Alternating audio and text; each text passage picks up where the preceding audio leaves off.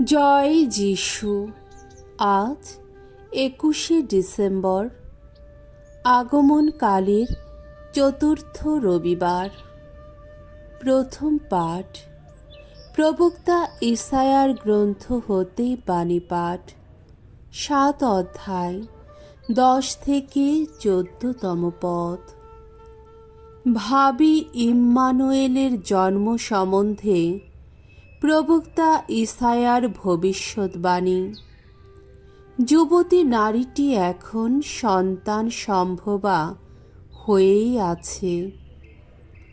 একদিন ভগবান প্রবক্তা ইসায়াকে দিয়ে রাজা আহাজকে বলে পাঠালেন, তোমার ঈশ্বর ভগবানের কাছে যাচনা করো, তিনি যেন তোমাকে একটি নিদর্শন দেখান, এমনই একটি নিদর্শন যা ঘটবে অধোলোকের নিম্নতম স্থানে কিংবা ঊর্ধ্বলোকের উচ্চতম স্থানে। কিন্তু আহাজ বললেন, না, আমি তেমন যাচনা করব না, ভগবানকে আমি যাচাই করব না। ইসায়া তখন তাকে বললেন, তাহলে শোনো তোমরা, দাউদ বংশের মানুষ যারা, মানুষকে এত অতিষ্ঠ করেও তোমরা কি তৃপ্ত নও? এখন আমার ঈশ্বরকেও অতিষ্ঠ করে তুলতে চাও নাকি? বেশ, প্রভু নিজেই তোমাদের এই একটি নিদর্শন দেখাবেন। শোনো, যুবতী নারীটি এখন সন্তান সম্ভবা হয়েই আছে। সে এক পুত্র সন্তানের জন্ম দেবে। সে তার নাম রাখবে ইম্মানুয়েল। এই নামটির অর্থ ঈশ্বর আমাদের সঙ্গেই আছেন। প্রভুর বাণী। ঈশ্বরকে ধন্যবাদ। সাম সঙ্গীত 24, 1 থেকে 6 পদ।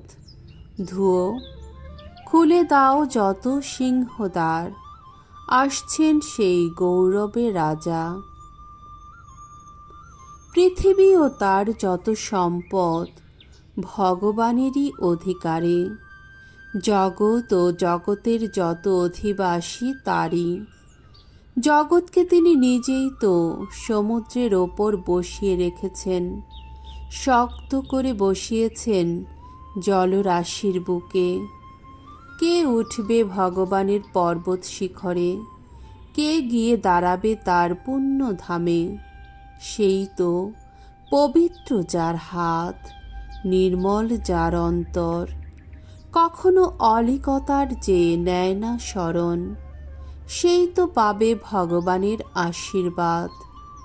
ত্রাণেশ্বর তাকেই তো যোগ্য মানুষ বলে গণ্য করবেন। এমনই মানুষ তারা যারা ঈশ্বর অন্বেষী। ওগো যাকবের ঈশ্বর, যারা তোমার শ্রীমুখের দর্শন পিয়াসী। দ্বিতীয় পাঠ রোমীয়দের কাছে প্রেরিত পলের পত্র হতে আজকের দ্বিতীয় বাণী, 1 অধ্যায় 1 থেকে 7তম পদ। ঈশ্বর পুত্র যীশুখ্রিস্ট তার মানব সত্তার দিক থেকে দাউদের বংশেই জন্মেছেন।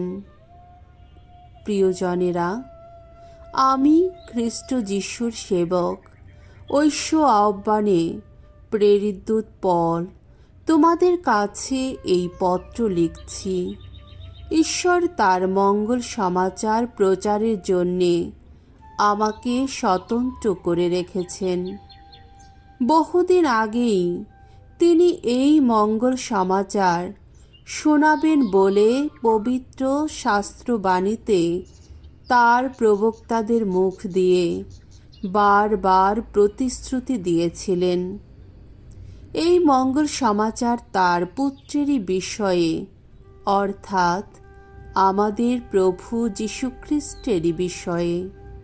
তিনি তার মানব সত্তার দিক থেকে দাউদের বংশেই জন্মেছিলেন, কিন্তু তার সেই পরম পবিত্র আত্মিক সত্তার জন্যে তিনি মৃতদের মধ্য থেকে পুনরুত্থানের ফলে মহাশক্তিধর ঈশ্বর পুত্র রূপেই অধিষ্ঠিত হয়েছেন। তারই মাধ্যমে ঐশ্ব অনুগ্রহ পেয়েছি আমরা, পেয়েছি প্রেরিতদূতের দায়িত্ব, যাতে তার নাম গৌরবান্বিত করার জন্যে আমরা তার প্রতি বিশ্বাস ও আনুগত্যের পথে নিয়ে যাই ভিন জাতির সকল মানুষকে। আর তাদের মধ্যে তোমরাও তো রয়েছ। তোমরা ঐশ্ব আহ্বানে যীশুখ্রিস্টের আপনজন যারা, তোমরা রোম নগরে যারা ঈশ্বরের প্রতিভাজন, ঐশ্ব আহ্বানে যারা এখন তার পুণ্যজন, সেই তোমাদের সকলেরই কাছে আমি এই পত্রটি লিখছি। প্রভুর বাণী। ঈশ্বরকে ধন্যবাদ। বাণী বন্দনা। জয় জয় প্রভুর জয়। শোনো, এক কুমারী কন্যা হবে গর্ভবতী, সেই কন্যা হবে এক পুত্রের জননী। ঈশ্বর আমাদের সঙ্গে আছেন, এই হবে সেই পুত্রের নাম। জয় জয় প্রভুর জয়। মঙ্গল সমাচার। মথি রচিত মঙ্গল সমাচার, 1 অধ্যায় 18 থেকে 24তম পদ। দাউদ বংশজাত যোসেফের বাগদত্তা মারিয়া যিশুর জন্ম দেবেন। যীশুখ্রিস্টের জন্ম হয় এইভাবে। তার মা মারিয়ার বাগবিবাহ হয়েছিল যোসেফের সঙ্গে, কিন্তু তারা একসঙ্গে থাকার আগেই দেখা গেল মারিয়া গর্ভবতী পবিত্র আত্মারই প্রভাবে।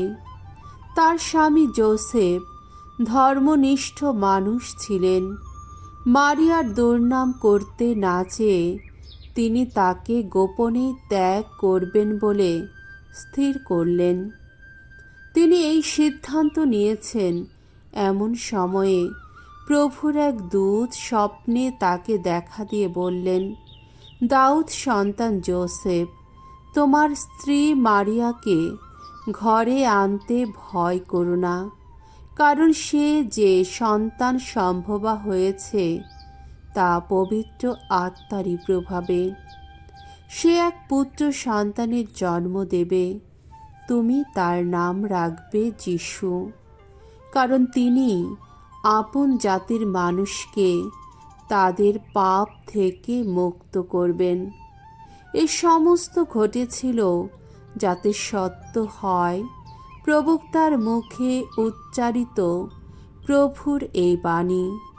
শোনো, কুমারী কন্যাটি হবে গর্ভবতী, সে এক পুত্র সন্তানের জন্ম দেবে। একদিন সবাই তাকে ইম্মানুয়েল নামে ডাকবে। নামটির অর্থ হল ঈশ্বর আমাদের সঙ্গেই আছেন। যোসেফের ঘুম ভেঙে গেলে প্রভুর দূত তাকে যা করতে বলেছিলেন তিনি তাই করলেন। তিনি তার স্ত্রীকে ঘরে আনলেন। প্রভুর মঙ্গলময় বাণী। খ্রিস্ট প্রভু তোমার প্রশংসা হোক।